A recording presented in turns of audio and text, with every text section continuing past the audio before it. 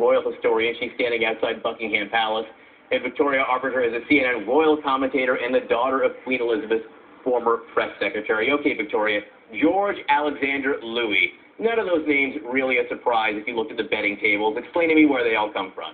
Well, you're absolutely right. George is, of course, the patron saint of England, but as you mentioned in the rundown of Georges, there have been 6 previous Georges since 1714.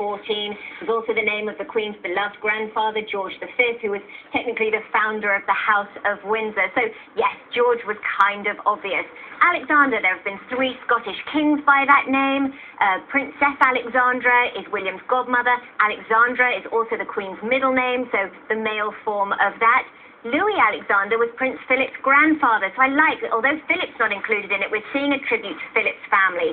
Louis is after Earl Mountbatten. He was Philip's uncle. He was Charles's honorary godfather. Charles absolutely adored him, and William shares Louis as a middle name. So they've managed to get in a lot of family references, and I don't think they would have thought of this, but the second Earl Spencer was also named George, so while they may not have thought about it, there's a distant nod to Diana's family too. And of course, for Americans who get a lot of our British history from the movies, the King's speech was about George VI, so they made it accessible, at least, to us, the name.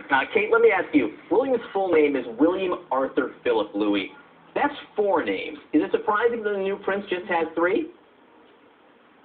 You know, you're so right. Royals in history tend to have a lot of extra names.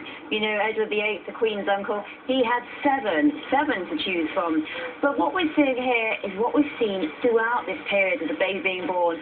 William and Kate are a very modern couple, and what they want to do is modernise the monarchy, and that means making them a bit less stuffy, a bit more down to earth, a bit more like the rest of us. So losing one of those names, coming down to 3, is absolutely a part of that. They're really moving towards trying to say, okay, chaps, we're more like you. That's really we put the car seat in, we drive ourselves off, we give ourselves 3 names. 3 names instead of 4 is less stuffy. I guess everything's relative there. But Kate, what about a last name? He still has a lot of those to choose from also. He can go by Wales, Windsor, or Cambridge, I suppose.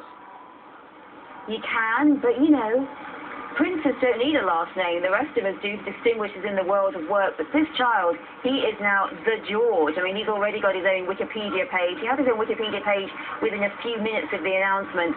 And he is just George. He won't need a surname. But if he will want to use one at school, because of course at school they have to call out the register and say something, it'll be very likely he'll call himself Windsor. And Victoria, let me ask you last question here. You mentioned the tie to Diana's family. I think some people were hoping for something a little more explicit, a little more clear. Any chance that you might see a Spencer name or direct link to the Spencer family or Diana if there is a second child for William and Kate? If there is a second child, it's possible because the pressure will be off. It won't be the future heir, and so they won't need to worry about those constant comparisons. I know that a sentimental favourite was Diana for a little girl. That was never going to happen, but I did think we may see Francis included because Francis is also Michael Middleton's middle name as well as Diana's middle name. So I think it's certainly possible for a spare and then a second spare to have more of a nod towards Diana. All right, Kate Williams, Victoria Arbiter, thank you so much. Thanks for being with us all week covering this story and helping explain it all to us. Appreciate it.